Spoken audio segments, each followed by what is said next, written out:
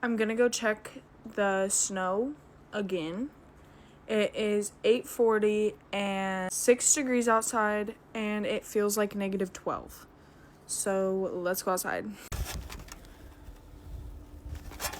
I think we're gonna measure on my car because I feel like this is the best place to measure.